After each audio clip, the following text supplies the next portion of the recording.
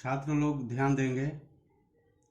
आज हम लोग द सोल्जर का जो समरी भेजे हैं उसका हम लोग हिंदी जानते हैं, हिंदी पढ़ेंगे। इसका मैं पढ़ा रहा हूँ इसका हिंदी।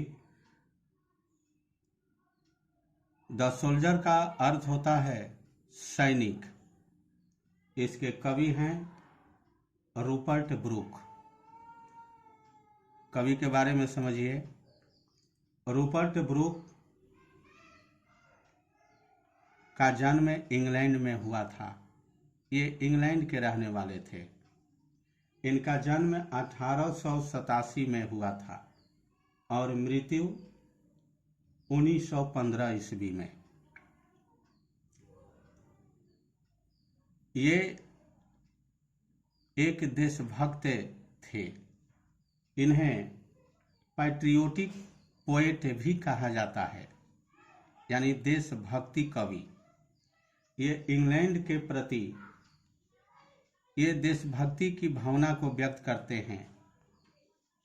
यह जो कविता जो है प्रथम विश्व युद्ध से संबंधित है और रूपर्ट ब्रूक को इंग्लैंड का सबसे सुंदर व्यक्ति माना गया है।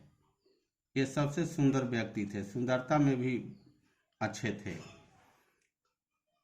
तो इस तरह से द सोल्जर को 1 नंबर के लिए आएगा। द सोल्जर को ये कौन सा पोयम है, तो इसको कहेंगे वार पोयम, यानी कि संग्राम कविता। इसको वार पोयम कहेंगे। तो आइए इस कविता के समरी को हम लोग जानते हैं। इसका Hindi. The soldier is a war poem. The soldier एक संग्राम कविता है। वार माने युद्ध, संग्राम। Written by Rupert Brooke. Rupert Brooke के द्वारा लिखा गया द सोल्जर एक संग्राम कविता है। This poem is a सन्नेट।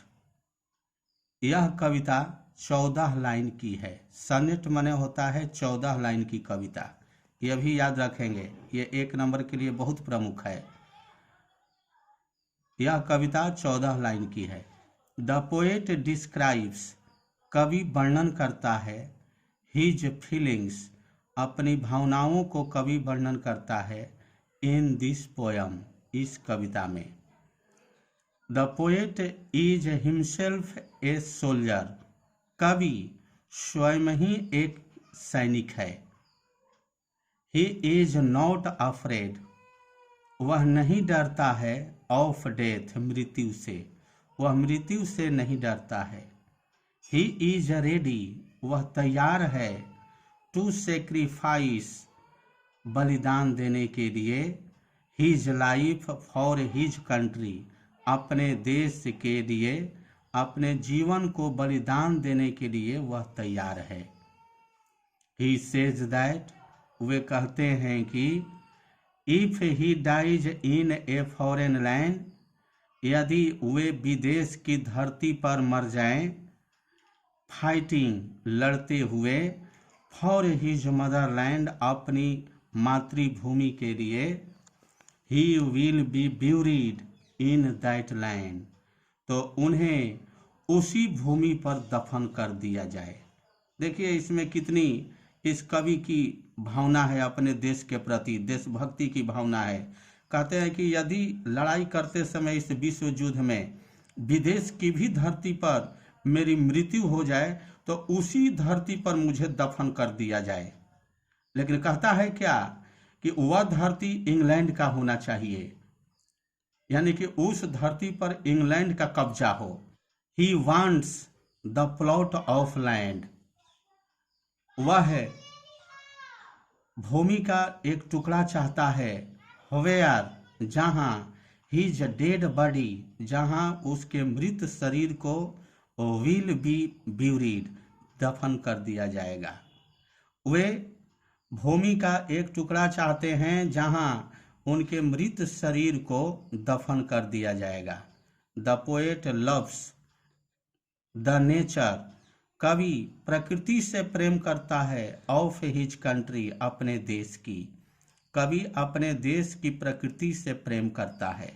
He likes, वह पसंद करता है, द रिवर्स, नदियों, द फ्लावर्स, फूलों, द एयर, हवा, and the friends of his country, और अपने देश की मित्रों से पसंद करता है, मित्रों को चाहता है।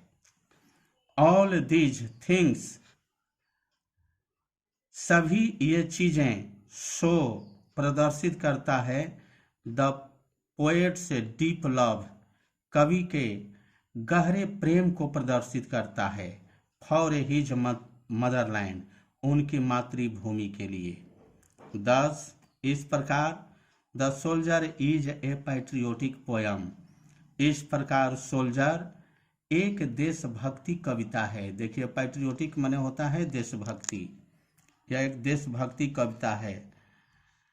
द पोएट एक्सप्रेसेज, कवि व्यक्त करता है, इन विविड लैंग्वेज, स्पष्ट भाषा में कवि व्यक्त करता है, विविड माने होता है स्पष्ट, the feelings of a soldier, एक सैनिक की भावनाओं को स्पष्ट भाषा में कवि व्यक्त करता है। इस तरह से यह इसका हिंदी है। आप लोग इसको याद करेंगे, यह भी पोयम घर पर बैठ करके, और नीचे इसका मीनिंग दिया गया है, मीनिंग को भी किताब निकाल करके इसको भी आप लोग देखेंगे। धन्यवाद।